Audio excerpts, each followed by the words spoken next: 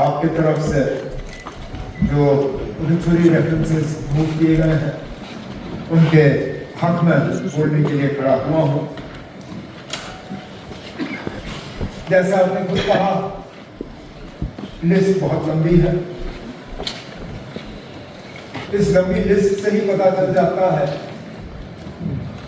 कि हमारे काम में कितना बड़ा लंबा एक गैप रहा। 2018 में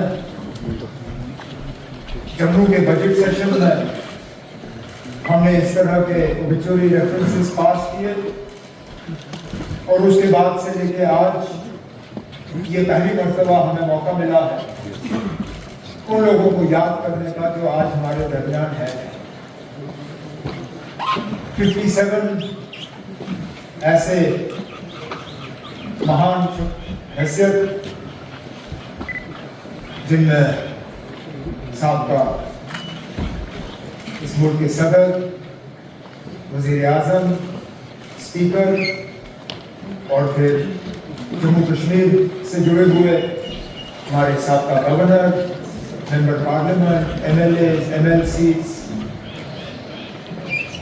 जम्मू कश्मीर का कोई ऐसा हिस्सा नहीं है जिसका कोई ना कोई बाशिंदा इस लिस्ट में ना हो। हर मजहब, हर तबके से, बल्कि शायद ये आखिरी बार ऐसा लिस्ट होगा क्योंकि इसके बाद जम्मू कश्मीर का वो हिस्सा हमारे साथ रहा नहीं जिसके हवाले से यहाँ पे एक्स MLAs, MLCs जो है गिने गए, लगाम और करगिल, उनके भी नुमाइंदे आज इस लिस्ट में हैं। लेकिन एक दिन ऐसा आएगा जब उनका जिक्र यहाँ शायद होगा नहीं क्योंकि अब वो हमारे हिस्से में रहेंगे। अब जब ये लिस्ट हमारे सामने आई और आपने सही कहा, हर किसी के बारे में हम यहाँ पे जिक्र कर नहीं सकते। मैं फिर अपनी जगह सोचने लगा कि किसके बारे में बात करूं और किसके बारे में नहीं, तो सोचा चलिए मैं उनका जिक्र करूंगा जिनको मैं जानता था या जिनके साथ मैंने काम किया। फिर जब लिस्ट देखा, पढ़ना शुरू किया तो 45 ऐसे नाम सामने आए जिनको मैं जाती तौर या तो जानता था या जिनके साथ मैंने काम किया। फिर वो भी मुमकिन नहीं हुआ। तो आपकी तरह और लीडर ऑफ द ऑपोजिशन की तरह मैं 2-3 जो अहम शख्सियात हैं उनके बारे में जिक्र करके फिर बाकी जो है ओवरऑल जो ओबिचुरी रेफरेंसेस हैं उसके हवाले से करते हैं। हमारे साबका वजीर साबका सदर प्रणब मुखर्जी साहब, उनकी जिंदगी की तरफ हम देखें तो बहुत कुछ सीखने को मिलता है। शायद सबसे बड़ी सबक उनके इस बायोडेटा से अगर हम सीखें तो ये कि मेहनत करो, अपनी जिम्मेदारियों के साथ वफा करो, तरक्की करने से आपको कोई रोक नहीं सकता। आपको अपना हक जो है किसी ना किसी तरीके से मिल ही जाएगा। कोई पैराशूट के जरिए प्रणब मुखर्जी साहब सियासतदान नहीं बने, कोई गॉडफादर्स के इस्तेमाल नहीं हुए।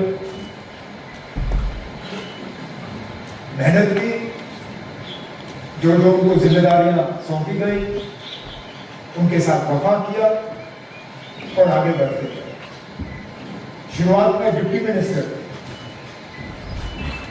मिनिस्टर के बाद मिनिस्टर ऑफ स्टेट बने, मिनिस्टर ऑफ स्टेट के बाद मिनिस्टर ऑफ स्टेट में ही रहते इंडिपेंडेंट चार्ज मिला, फिर कैबिनेट के मिनिस्टर बने। फिर कैबिनेट के मिनिस्टरों में सबसे अहम जो मिनिस्ट्रियां मानी जाती हैं, डिफेंस, फाइनेंस, होम। उनमें तो 2 और फॉरेन अफेयर्स, इन 4 में से 3 पे उन्होंने काम किया। डिफेंस के मिनिस्टर रहे हैं, होम के मिनिस्टर रहे हैं और फाइनेंस के मिनिस्टर रहे हैं। और उसके बाद इस मुल्क में सबसे बड़ा जो ओहदा है वो सदर का है, president of the Republic of India. उन्होंने अपना करियर वहां से खत्म किया और उसमें भी बार बार उन्होंने इस बात का सबूत दिया कि जिस ओहदे पे वो होंगे उस ओहदे के साथ वो वफा करेंगे। 2014 के इंतखाबात के दौरान प्रणब मुखर्जी साहब सदर थे, यूपीए की हुकूमत में सदर बने। अपने सदारत के दौरान यूपीए की हुकूमत बीजेपी की हुकूमत में तब्दील हुई, लेकिन शायद ही कभी प्रणब मुखर्जी साहब ने राष्ट्रपति भवन को सियासत के लिए इस्तेमाल होने दिया। मुझे तो याद नहीं है कहीं भी बीजेपी की तरफ से या उस वक्त हुकूमत की तरफ से राष्ट्रपति भवन या प्रणब मुखर्जी साहब ने किसी ने उंगली उठा के ये कहा हो कि प्रणब मुखर्जी साहब क्योंकि कांग्रेस के बने हुए या यूपीए के बने हुए सदर हैं, उन्होंने वो सियासत राष्ट्रपति भवन में होने दी। उन्होंने प्रेसिडेंट ऑफ इंडिया के ओहदे को और राष्ट्रपति भवन को सियासत से पूरी तरह से अलग रखा, जो कि आज के दौर में हम बहुत कम लोगों के बारे में कह सकते हैं। उसके बाद जनाब अटल बिहारी वाजपेयी साहब, जिनको भारत रत्न से नवाजा गया, इस मुल्क के वज़ीर आज़म रहे 2 बार। मुझे ज़ाती तौर उनके साथ काम करने का मौका मिला। 3 साल MOS के तौर पर मैं उनके साथ रहा।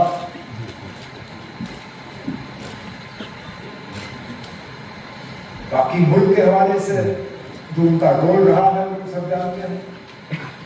हम जब अटल बिहारी वाजपेयी साहब को याद करते हैं तो फिर खसूस जम्मू कश्मीर के हवाले से याद करते हैं, और जैसे कई सारे यहाँ ऑनरेबल मेंबरों ने जिक्र किया, जब जब हम वाजपेयी साहब को याद करते हैं तो उस हवाले से याद करते हैं कि उन्होंने हमेशा जम्मू कश्मीर के हालात को बेहतर करने की कोशिश,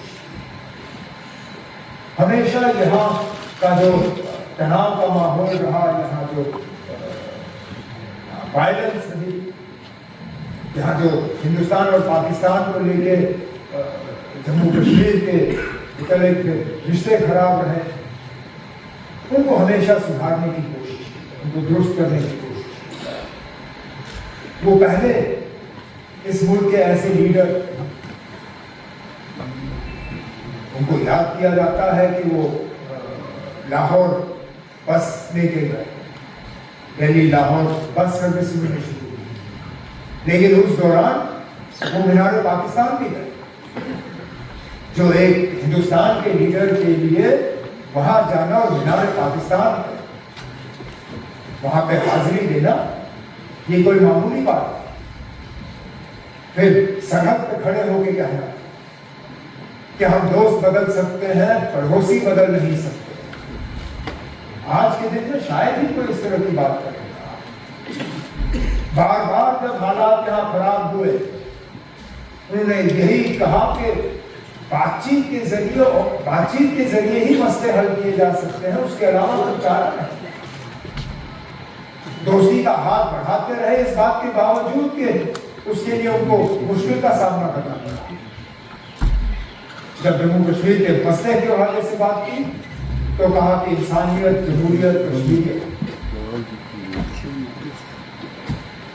जम्मू कश्मीर के आर पार के लोग, उनको दोबारा जोड़ने के लिए यहाँ रास्ते खोले गए, जिनको बदकिस्मती से दोबारा फिर बंद किया। उनकी कोशिश थी कि लोग मिले, सिविल सोसाइटी आपस में मिले, एक मतलब पर्सनल रिश्ते कायम। आज तो ऐसा लगता है कि हमें और ज्यादा दूर रखने की कोशिश की जा रही है कि हम ना ही मिले तो नहीं करें।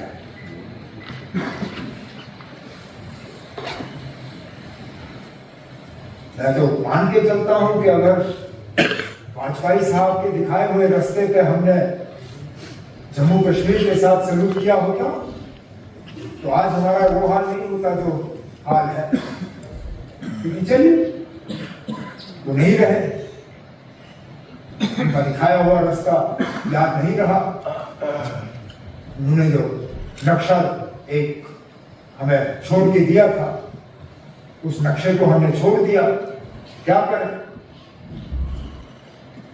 तारिगामी साहब ने वाजपेयी साहब के बारे में जब जिक्र किया तो असेंबली के रेजोल्यूशन के हवाले से बात की, लेकिन या तो भूल गए बताना या फिर बताना मुनासिब नहीं समझा। ये सही है कि वाजपेयी साहब की हुकूमत ने उस वक्त उस रेजोल्यूशन को वापस भेजा, लेकिन शायद उसके बाद वाजपेयी साहब को इस बात का एहसास भी हुआ कि जल्दबाजी हुई थी और उन्होंने अपने काबिना के वजीर को फिर नॉमिनेट किया यहां की हुकूमत के साथ इस पे बातचीत और डायलॉग शुरू करने के लिए। मरहूम अरुण जेटली साहब, अगर मेरी याददाश्त सही है, उस वक्त लॉ मिनिस्टर और लॉ मिनिस्टर की हैसियत से वाजपेयी साहब ने उन्हें नॉमिनेट किया यहाँ की हुकूमत के साथ एक डायलॉग प्रोसेस उस रेजोल्यूशन को लेकर। लेकिन उस वक्त उसके बाद फिर हुकूमत कहीं नहीं, हालात बदल गए और जो हुआ सो हुआ। लेकिन जम्मू कश्मीर को लेकर वाजपेयी साहब के जो इरादे थे उनसे शायद इख्तिलाफ करना हमारे लिए बहुत मुश्किल होता। सोमनाथ चैटर्जी साहब वो स्पीकर थे जब मैं हाउस का मेंबर था और मुझे अच्छी तरह से वो दिन याद है। न्यूक्लियर बिल को लेके जब लेफ्ट पार्टीज अलायंस छोड़ के चले गए, उस वक्त उनकी अपनी पार्टी के तरफ से बहुत दबाव था उनके ऊपर कि उस न्यूक्लियर छोड़ के अपनी पार्टी के साथ जुड़ जाए। लेकिन बिल्कुल जैसे तारिगामी साहब ने कहा, मुझे अच्छी तरह से याद है क्योंकि मैं हाउस में मौजूद था। उन्होंने ये कहा मैं सीपीएम का स्पीकर नहीं हूं, मैं लोकसभा का स्पीकर। लोकसभा ये तय करेगी कि मैं स्पीकर रहूं या ना रहूं, सीपीएम ये तय नहीं करेगी कि मैं स्पीकर रहूं या। और उसके बाद वो दोबारा कभी पार्लियामेंट में आए नहीं, इस बात के बावजूद जैसे हमारे साथी ने हमें याद दिलाया कांग्रेस उनको सीट देने के लिए तैयार कहा था कि आप आइए, जिस भी सीट से आप लड़ना चाहें हम आपको पार्लियामेंट में वापस देखना चाहते हैं।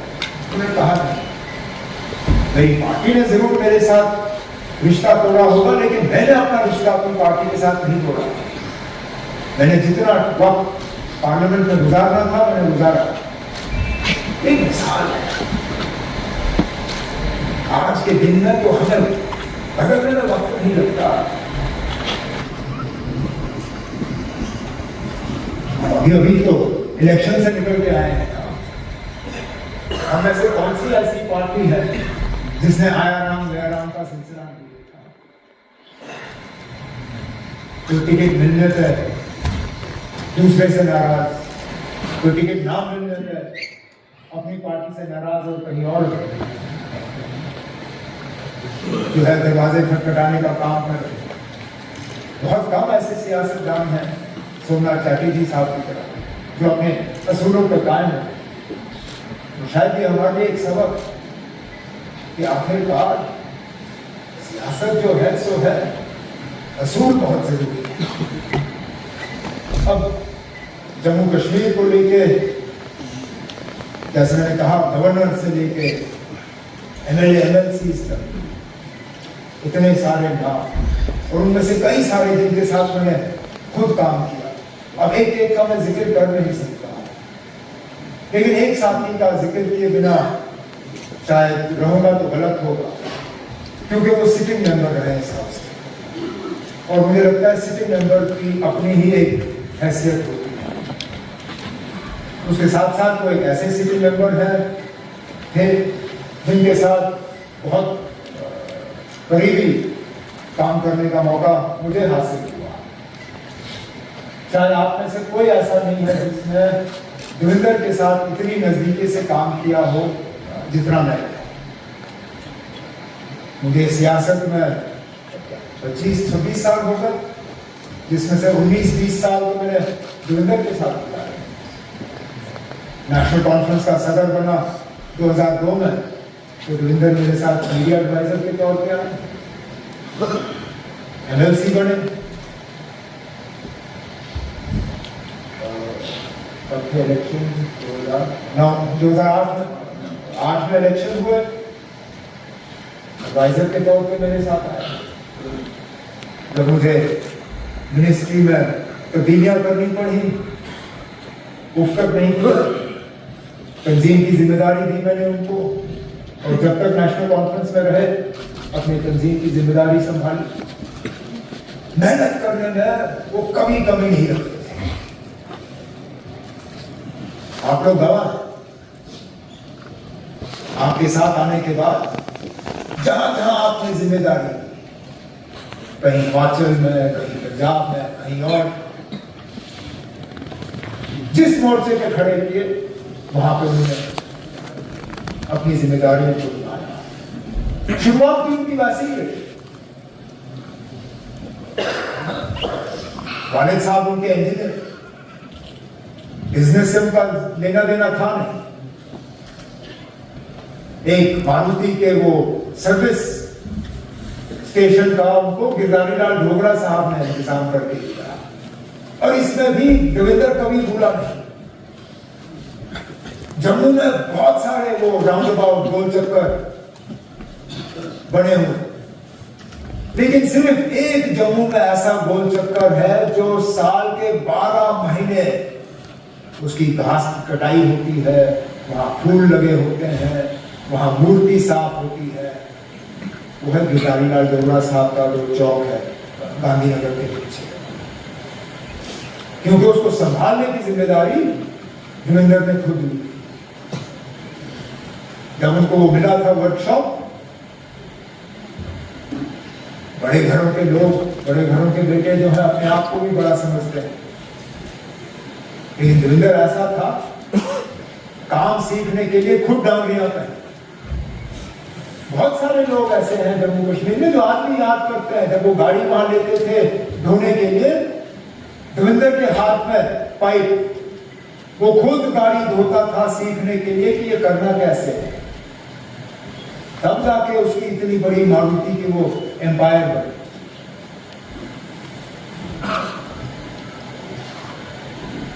मैंने जैसे कहा 25-26 साल हो गए मुझे सियासत में। बहुत साथियों को मैंने आगे जाते हुए देखा स्पीकर साहब, लेकिन अगर मुझे एक साथी के जाने का जाती तौर आज तक अफसोस रहा, वो देवेंद्र के जाने का आज भी। और मुझे अफसोस इस बात का है कि पता नहीं था कि वो इतने बीमार हैं। इलेक्शन में कुछ तलखी बातें, अगर मुझे पता होता कि वो इतने बीमार हैं, मैं शायद रिश्तों को सुधारने की थोड़ी सी कोशिश कर लेता, लेकिन ऊपर वाले ने वो मौका रखा नहीं। यही मौका रखा कि हम उनको श्रद्धांजलि पेश करें, उनकी आत्मा की शांति के लिए प्रार्थना करें। इसलिए मैंने बाकी तमाम जम्मू कश्मीर के जो सियासतदान और जो बाकी लीडर रहे हैं उनको एक तरफ रख के सिर्फ और सिर्फ मैंने यहाँ देवेंद्र का जिक्र किया। एक क्योंकि सिटिंग मेंबर रहे हैं, और दूसरा क्योंकि व्यक्तिगत जातीय तौर पे मुझे कुछ चीजों का अफसोस है, अफसोस ही रहेगा। लेकिन इस लिस्ट में 57 जो हमारे सीनियर लीडर्स और ऑनरेबल मेंबर्स हैं, इनमें सब ऐसे लोग हैं जिन्होंने कहीं ना कहीं हमारे लिए मिसाल कायम की। और मैं चाहूंगा कि हम इन बायोडेटास को पढ़ें, उन्हें याद करें और कोशिश करें कि उन्होंने जिस तरह अपनी जिम्मेदारियों के साथ वफा किया, लोगों की खिदमत की, जम्मू कश्मीर की बेहतरी के लिए सोचा, हम भी कुछ सीखें। क्योंकि हम सब ने कभी ना कभी इस दुनिया को छोड़ के जाना है। आज हम इनके लिए ओबिचुअरी रेफरेंसेस करेंगे, किसको मालूम है कल यहां कौन बैठ के हमारे लिए ओबिचुअरी रेफरेंस जो है की तकरीर यहां कर रहा हो।